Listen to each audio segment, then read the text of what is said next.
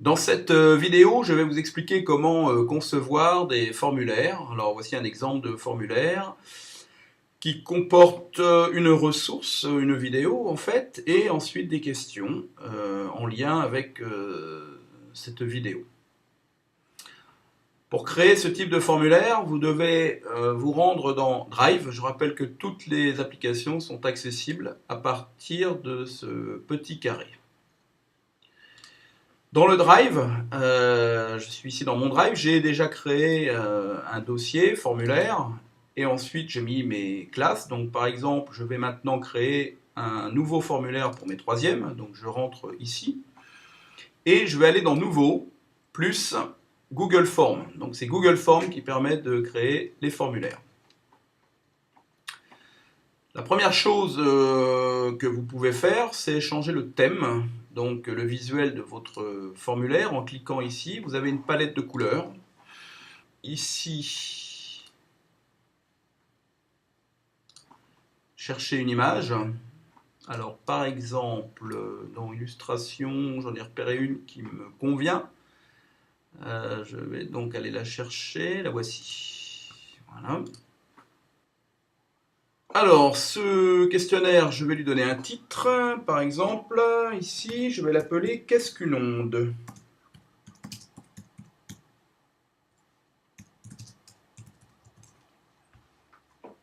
J'ai la possibilité de donner un petit descriptif. Donc ici, pour moi, ce n'est pas nécessaire. Par contre, je vais mettre une ressource pour les élèves. Alors, cette ressource, c'est une vidéo sur YouTube.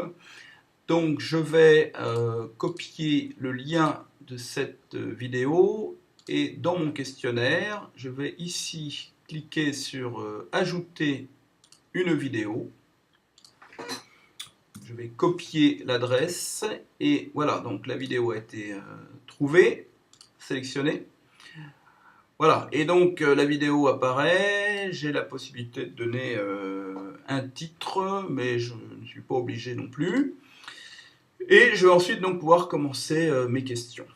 Alors, dans les questions, vous avez en fait tout un panel de possibilités, des questions où les élèves doivent rédiger, des choix multiples, donc là, l'élève ne pourra cocher qu'une seule bonne réponse, et case à cocher, l'élève aura donc la possibilité de cocher plusieurs cases, mais vous avez d'autres possibilités également, donc que je vous laisse découvrir.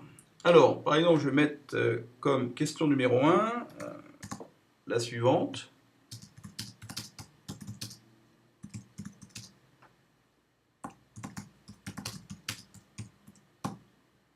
Voilà. Et donc, je vais offrir plusieurs réponses possibles.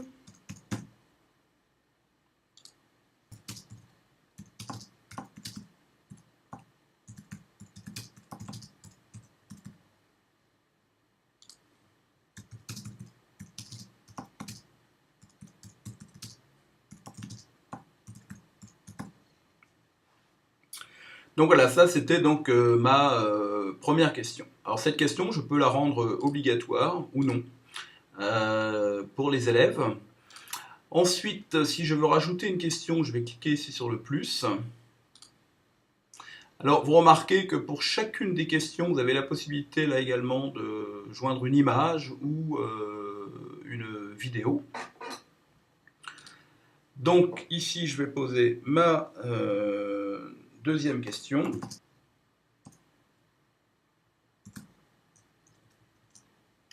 Avec donc, alors je vais ici, parce que j'aime bien que les élèves en fait se posent la question, est-ce qu'il y a une seule ou plusieurs bonnes réponses? Donc je vais plutôt mettre case à cocher, ce qui leur permet effectivement de cocher plusieurs cases.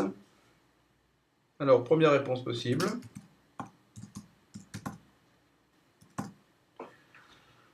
Voilà, et donc ainsi de suite. Alors ce questionnaire, une fois terminé, il devrait ressembler à ça. Donc ensuite, lorsque vous avez terminé, on va regarder les options qui s'offrent à nous. Alors, la première chose, c'est de bien cocher collecte les adresses email. et limité aux utilisateurs de l'ENT. Comme ça, vous saurez parmi vos élèves qui a répondu, et les personnes extérieures au lycée Descartes n'auront pas accès à votre questionnaire. Ici, vous n'êtes pas obligé de cocher cette case. Ça, c'est si vous voulez que les élèves reçoivent systématiquement ou à leur demande une copie de leur réponse. Donc, c'est à vous de voir. Vous avez ensuite dans présentation. Donc moi, en général, ce que je vous propose dans la présentation, c'est de tout décocher. Parce que dans le cas du formulaire, ces options ne sont pas particulièrement intéressantes.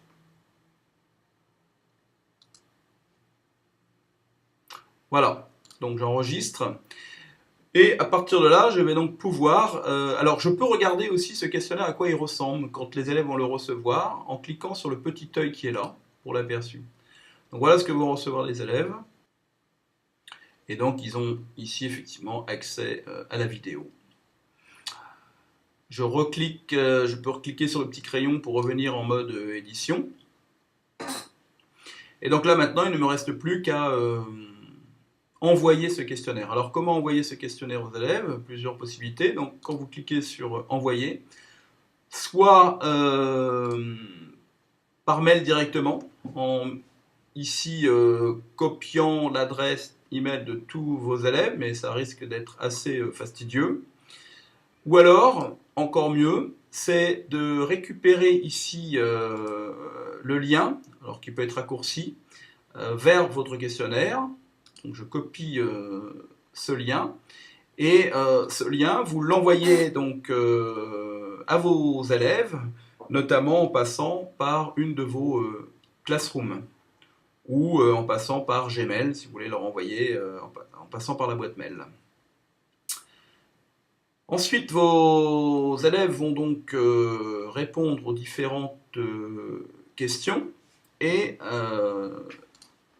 vous verrez donc, lorsque vous consulterez votre questionnaire, le nombre de réponses à votre questionnaire, et vous aurez la possibilité notamment de regarder qui l'a effectivement rempli, et vous aurez la statistique par question. Donc, par exemple, je vois que sur ma première des questions, il y a 95% des élèves qui ont répondu « Il n'y a pas d'onde sans énergie ». Vous avez également la possibilité de transformer tous ces résultats sous la forme d'un Google Sheets, donc dans un tableur. Alors ça peut être pratique, notamment pour repérer qui a fait, qui n'a pas fait. Puisque ici, par exemple, je peux classer par ordre alphabétique, voilà, et donc là, c'est très facile pour moi de prendre la liste des élèves qui ont fait ce questionnaire et ceux qui ne l'ont pas fait. Merci.